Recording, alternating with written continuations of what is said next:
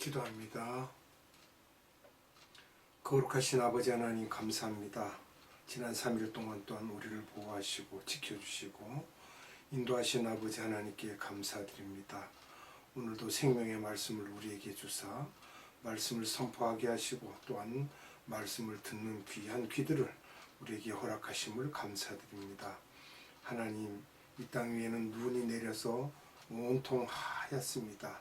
우리의 하트도 이와 같이 죄는 씻어버리고 없어지게 하시고 오직 저 흰눈과 같이 우리의 마음이 희게 되어서 정결하다 일컬음을 받을 수 있는 복을 얻게 하옵소서.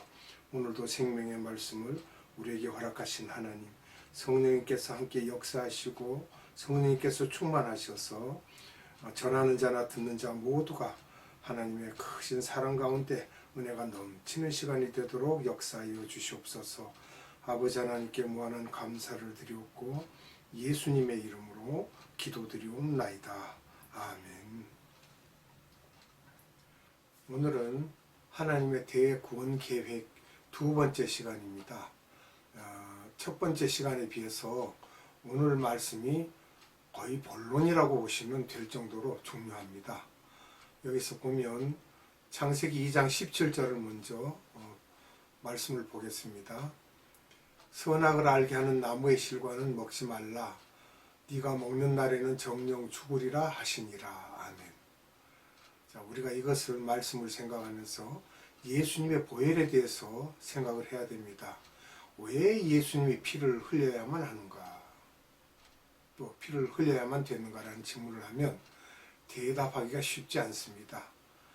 창세기 3장 15절을 보면 말씀만 그 한 구절로 말씀 안으로는 다 설명하기가 말하는 사람이나 듣는 사람이나 쉽지가 않습니다. 왜냐하면 죽는다는 개념이 육과 혼과 영을 다 포함한 포괄적 개념이기 때문에 어떻게 그 당시에는 죽는다는 것을 다 알지 못했을 것입니다. 왜냐하면 육은 거의 1000년이 가까운 세월을 살았습니다. 930세에 사망할 정도였으니까요. 혼은 하나님의 형상입니다. 그런데 하나님의 형상이 범죄함으로 인해서 마귀의 형상으로 성품이 바뀌는 거예요. 하나님의 성품에서, 즉 성령의 9가지 열매를 맺는 하나님의 성품에서 마귀의 성품으로 바뀐 것입니다. 영은 또 하나님께서 생기를 넣어줘서 생영이라고 하였는데 그 영이 하나님의 영이 떠나고 사탄의 영으로 바뀌어버리는 거예요. 그러니까 하나님의 자녀였던 우리가 사탄의 자녀가 되는 것입니다. 하나님의 성령이 우리 안에 계셨는데 악령이 들어와서 이제는 마귀의 자녀가 되는 거죠. 그럼 산다는 개념은 또 뭐냐? 산다는 것은 피가 생명이라고 했죠. 피가 흐른다는 것입니다. 피가 오장육부를 다 돌고 죽는다는 것은 피가 멈춘다는 거예요. 생명이 없다는 거나 마찬가지입니다. 피는 생명의 원천이기 때문에 그 피의 역할이 모든 영양소를 운반하고 산소를 운반하고 병균을 죽이기도 하고 면역도 생기기도 하고 이렇게 중요한 역할을 하는데 피도 육과 혼, 영에 다 피가 있다는 것입니다. 이렇게 말하면 좀 어렵게 생각하지만 우리가 곰곰이 생각하면 이해가 됩니다. 레위기 17장 11절을 봅니다. 육체의 생명은 피에 있음이라.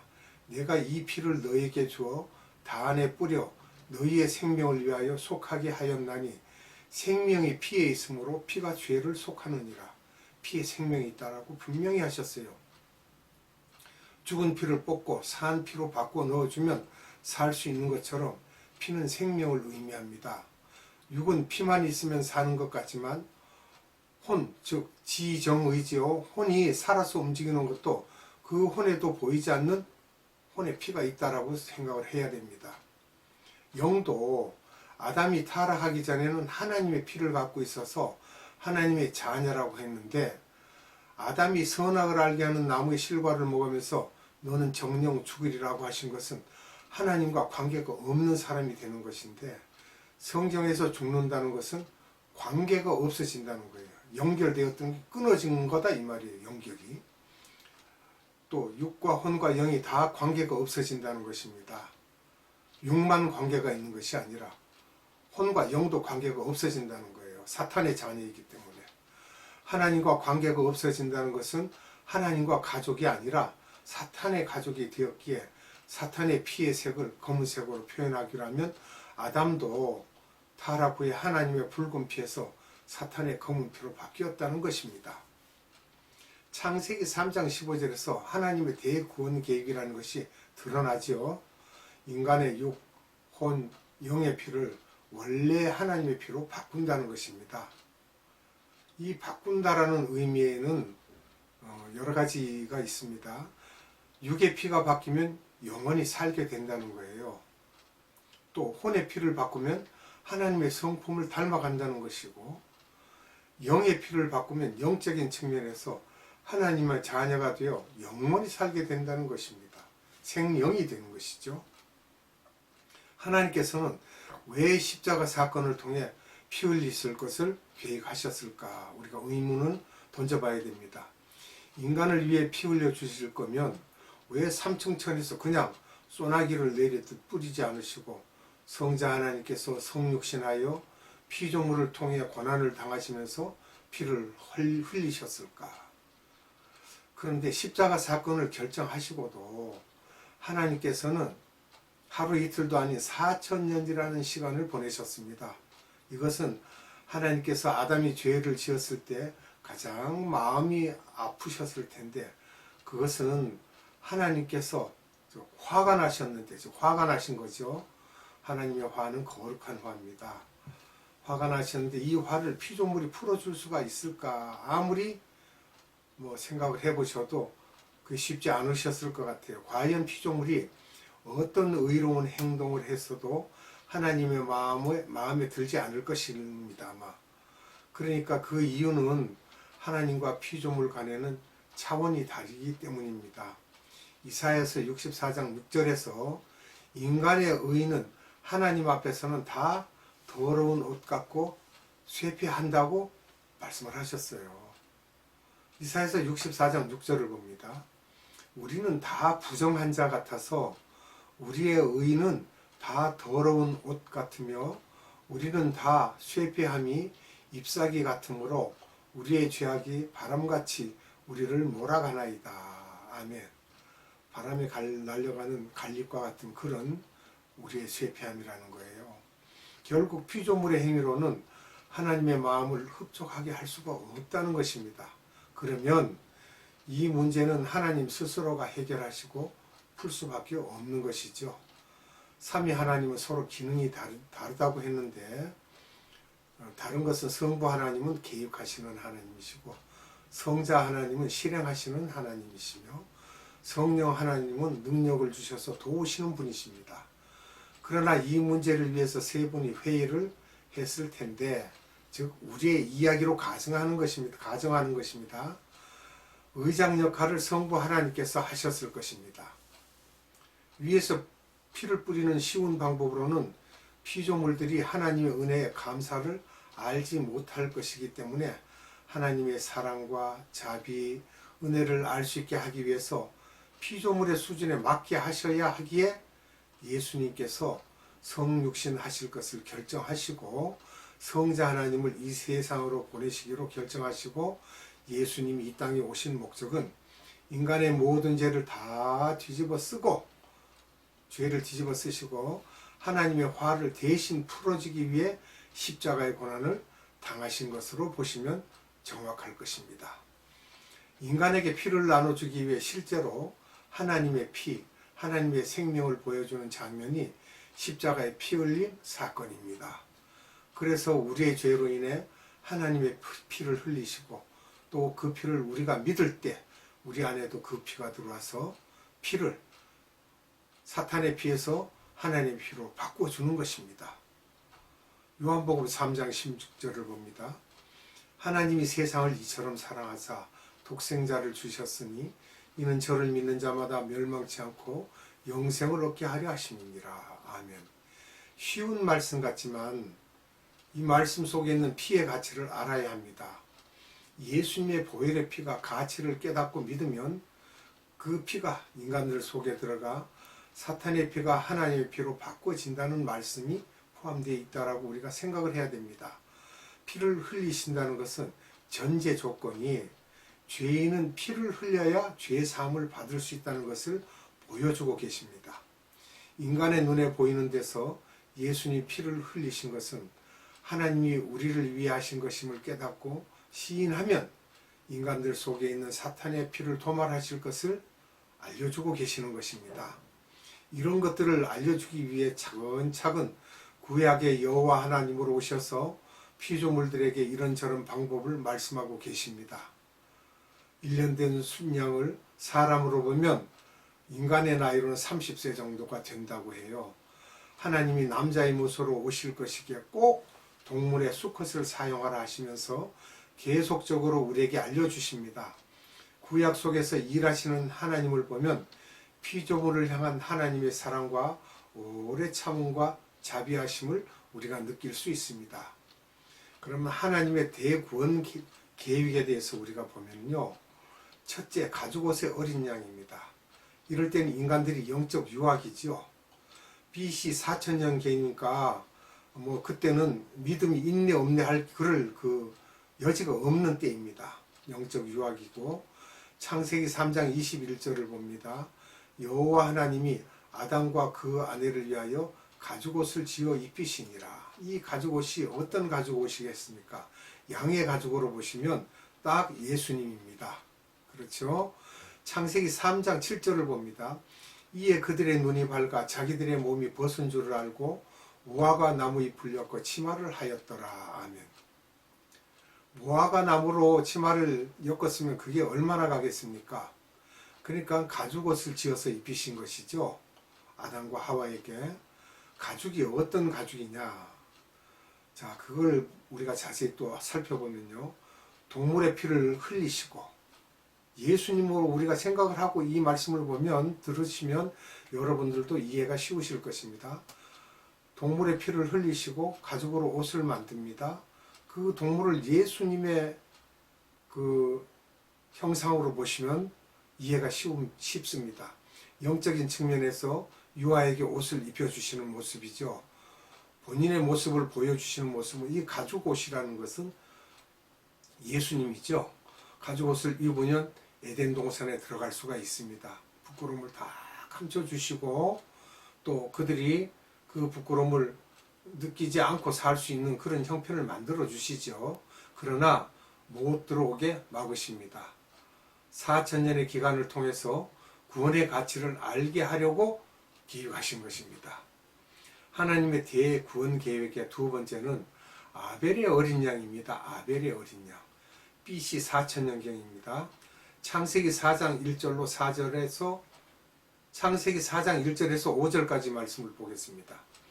아담이 그 아내 하와와 동침하며 하와가 잉태하여 가인을 낳고 이르되 내가 여호와로 말미암아 등남하였다 하니라. 그가 또 가인의 아우 아벨을 낳았는데 아벨은 양치는 자이었고 가인은 농사하는 자이었더라. 세월이 지난 후에 가인은 땅의 소산으로 제물을 삼아 여호와께 드렸고 아벨은 자기도 양의 첫 새끼와 그 기름으로 드렸더니 여호와께서 아벨과 그 제물은 연락하셨으나 가인과 그 제물은 연락하지 아니하신지라. 가인이 심히 분하여 안색이 변하니. 아멘. 피의 의미죠. 이것은 피의 의미를 모르는 사람은 아벨이 첫 새끼를 드려서 연락하셨다 하지만 그것은 또 아닙니다. 그렇다면 아벨은 양을 치기에 양을 바칠 수 있고 가인은 농사를 짓기 때문에 어린 양을 드리지 못한 것이 뭐가 잘못이냐고 말할 수 있습니다. 히브리서 11장 4절을 보면 아벨의 제사를 더 나은 제사를 드렸다고 했는데 믿음으로 드렸다고 합니다. 왜 믿음으로라고 했을까요? 그것은 누군가의 말을 듣고 믿고, 믿음은 들으면서 나고 들으면 하나님의 말씀이죠. 그걸 누군가의 말을 듣고 믿고 했다는 것인데 누구의 이야기입니까? 하나님의 말씀을 듣고 믿었다는 것입니다. 그럼 누가 무슨 말을 했을까요? 그것은 아담의 가죽 치마에 관한 얘기와 제사 때는 동물의 피를 흘리고 각을 뜨고 그 가죽으로 치마를 만들라고 했을 텐데 가인은 자기의 환경 때문에 또 그 말씀에 순종하지 않고 제사를 드렸으나 아벨은 그 말씀에 순종하여 믿음으로 드렸다는 것입니다. 들은 대로. 그러므로 하나님은 말씀 곧 구원 계획에 위배되는 것은 용납하지 않으시고 징계를 내리신다는 것입니다. 가죽옷을 해 입혔을 때 이야기들을 쭉 분명히 했을 텐데 피로 제사를 드리고 그 가죽으로 옷을 해 입었다는 이야기를 들었기 때문에 들은 대로 그도 믿고 그 말을 믿고 제사를 드렸던 것입니다. 그래 하나님의 대구원 계획에 이 세 번째 이야기는 방주의 어린 양입니다. 방주. 누가의 방주죠. 방주의 어린 양인데 BC 3000년경입니다. 창세기 6장 14절을 봅니다. 너는 잣나무로 너를 위하여 방주를 짓되 그 안에 간들을 막고 역청으로 그 안팎에 칠하라. 방주. 이 방주가 구원의 방주라고 하는데 예수님을 표상하고 있습니다. 물은 세상의 죄죠. 심판받을 물, 세상의 죄. 역청은 그 물이 들어오지 않게 밖에도 안에도 다 발랐다고 그랬으니까 역청은 예수님의 피로 생각하시면 됩니다. 이게 즉 빛인데 아스팔트 하는 빛이죠. 방주의 정확한 모양은 창세기 6장 15절에서 16절에 기록되어 있죠. 심판을 면하려면 방주에 들어가야 합니다. 그리고 완전한 구원의 방주가 되려면 예수님의 피로 안팎을 칠해야 한다는 것입니다. 역청으로 여기는 이야기를 했지만 예수님의 피로 안팎을 칠해야 한다는 것이죠. 칠하다, 카파르 이렇게 히브리어는 이렇게 말을 하는데요. 제사장이 예복을 입고 지성소에 들어갈 때도 소의 피를 온몸에 뿌리고 발랐습니다. 그 피로 카바를 해야 됩니다. 그렇지 않으면 안 됩니다. 이때 소의 피를 바른다도 카파르를 씁니다. 그래야만 하나님께서 우리의 죄를 간과해 주신다는 거예요. 죄를 짓지만 등 뒤로 돌리신다는 것입니다. 죄 없다 하고.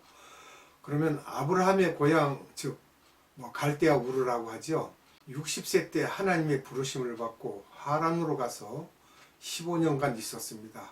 75세까지요. 창세기 12장 4절을 보면 알 수가 있고요.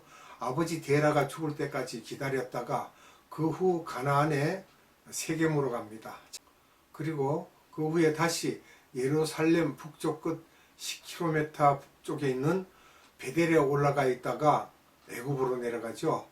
다시 베델에 온 후 또 그 다음에 사해 서쪽 40km 지점에 있는 헤브론이라는 곳에 갔다가 그곳 헤브론에서 번성하여 조카 롯을 남쪽 소돔과 고모라 땅으로 보내고 그 후에 남쪽으로 40-50km 내려가 브엘세바로 가서 이삭을 낳게 됩니다. 이 내용은 창세기 21장 1절로 7절에 기록되어 있죠. 그리고 이삭을 바치게 되는 장면이 나옵니다. 창세기 22장 1절로 22장 18절에 이르기까지요. 거기에서 우리가 이삭을 바치는 장면에서 또 생각해 볼 것이 모리아산의 어린 양을 생각해 봐야 됩니다. 하나님의 대구원 계획 네 번째인데요. 모리아산의 어린 양입니다. 이 내용은 BC 2000년경입니다. 이 사건은 창세기 22장 10절로 12절의 말씀을 보도록 합니다. 손을 내밀어 칼을 잡고 그 아들을 잡으려 하더니 여호와의 사자가 하늘에서부터 그를 불러 가라사대 아브라함아 아브라함아 하시는지라 아브라함이 가로되 내가 여기 있나이다 하며 사자가 가라사대 그 아이의 손을 대지 말아라 아무 일도 그에게 하지 말라 내가 내 아들 내 독자라도 내게 아끼지 아니하였으니 내가 이제야 네가 하나님을 경외하는 줄을 아노라. 아멘. 이삭이 어린 양의 예표로 보시면 됩니다. 그 어린 양이 누굽니까? 예수님이시죠. 자, 여기서 보면 기가 막힌 내용이 천사가 하나님의 사자가 땅에 발을 딛기도 전에 하늘에서 부릅니다. 아브라함을 얼마나 바빴으면 칼을 들고 아이를 치려고 하니까 아브라함아 아브라함아 하는 거예요. 땅에 발을 딛기도 전에 사자가 너무 바빴죠. 그 마음을 알고 이제 더 일찍 와서 미리 말해주면 좋은데 급해서 아브라함아 아브라함아 합니다. 그럴 때 내가 여기 있나이라고 하죠. 하나님이 바쁘셨어요. 애 죽일까봐. 자, 그래서 이삭은 어린 양으로 우리가 보고 그 어린 양은 예수님이다. 이렇게 생각하시면 이해가 쉽습니다. 이삭의 부활이라는 것은 이삭을 바치라 했을 때 이미 아브라함은 오케이 한 거죠. 주신 분도 하나님이시니까 거두시는 분도 하나님이시고 죽여도 이 아이는 살릴 것이라는 믿음이 있었습니다. 이미 이삭이 한 번 죽은 것이나 같고 또 사흘길을 올라서 예루살렘으로 가죠. 모리아의 한 산, 그게 예루살렘입니다. 그 모리아의 한 산에서 이삭을 잡으려 할 때 뒤에 있는 수양을 제물로 잡게 하심으로 이삭이 죽음에서 벗어나죠. 이것을 우리가 부활의 예표로 보시면 이해가 쉬울 것입니다. 2000년 후에 예수님이 이렇게 하실 것을 보여주고 계셨죠. 그래서 갈라디아서 3장 16절에서 그 이삭이 예수님인 것을 바울이 이야기하고 있습니다. 예수님의 죽으심과 부활 사건을 정확히 알려주고 있는 것입니다. 오늘은 하나님의 대구원 계획 네 번째 모리아산의 어린 양까지 말씀을 드렸습니다. 다음 시간에는 여기에 이어서 다섯 번째 또한 하나님의 대구원 계획에 대한 말씀을 여러분들과 함께 나누도록 하겠습니다. 기도합니다. 참으로 우리를 사랑하시는 하나님께서 오늘도 생명의 말씀을 우리에게 주사 아버지가 거룩하시고 아버지께서는 참으로 인자하시고 우리를 사랑하시는 분임을 다시 또 깨닫게 하심을 감사드립니다. 하나님께서는 우리를 구원하시기 위하여 여러 가지 방편으로 예표로 우리에게 보여주고 계십니다. 얼마나 큰 그림을 그리시고 우리에게 보여주시는지 참으로 말로 형용할 수 없는 감사와 찬양과 영광을 올려드립니다. 오늘 주신 이 생명의 말씀을 우리가 잊지 않게 하시고 다음 시간에도 또한 이어서 하나님의 대구원 계획에 대하여 말씀을 선포할 때 오늘과 같은 동일한 은혜를 우리에게 부어주시고 아버지 영광 받으시옵소서. 이 땅에 다시 오실 우리 구주 예수 그리스도 이름 받들어 감사하며 기도드리옵나이다. 아멘. 주님 가르쳐준 기도로 예배를 마칩니다.